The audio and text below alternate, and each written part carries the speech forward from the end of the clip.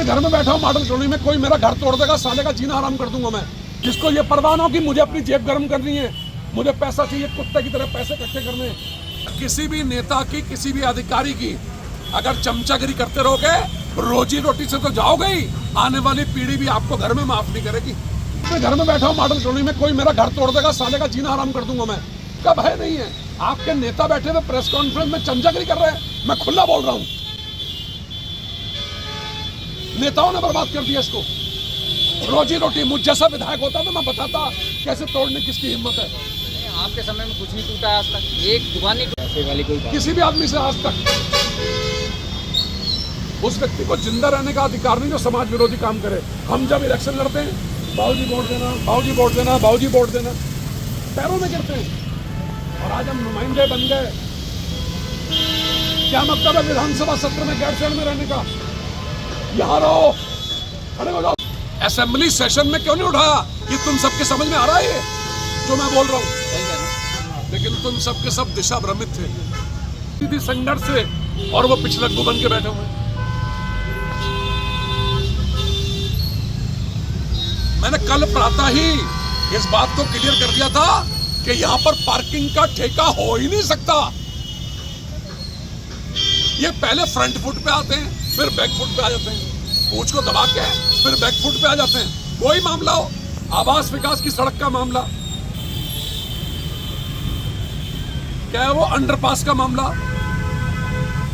Underpass के मामले में पहुंच गए। कोई मामला हो, ये बैक फुट पे इन्होंने आना ही आना है। आप एकजुट रहोगे तब ये काम बनेगा। और अपनी ताकत का एहसास कराओ। तुम्हारे पास एक ही ताकत है, वोट की ताकत। तुम्हें तो भगवान भी माफ नहीं करेगा। अन्याय के खिलाफ नहीं बोलते हो, अन्याय के खिलाफ बोलो। अन्याय के खिलाफ बोलोगे तब तुम्हारी सुनवाई होगी, अपनी आवाज को बुलंद करोगे। और किसी भी नेता की, किसी भी अधिकारी की अगर चमचागिरी करते रहोगे, रोजी रोटी से तो जाओगे ही, आने वाली पीढ़ी भी आपको घर में माफ नहीं करेगी। बिल्कुल सही बात है, बिल्कुल सही। अरे सच को सच कहो यार, काय का राजनीतिक वो है। हम बर्बाद हो रहे हैं, हमारे आशियाने टूट गए शराब के लिए तो। और आपने 2.5 साल का वनवास काट लिया है। 2.5 साल का वनवास और रह गया है।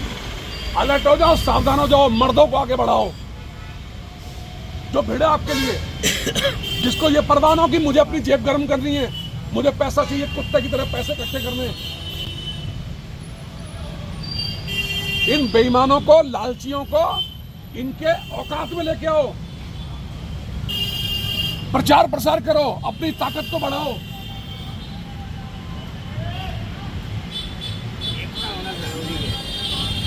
टेबल और 2 कुर्सियां रखने की जगह नहीं है।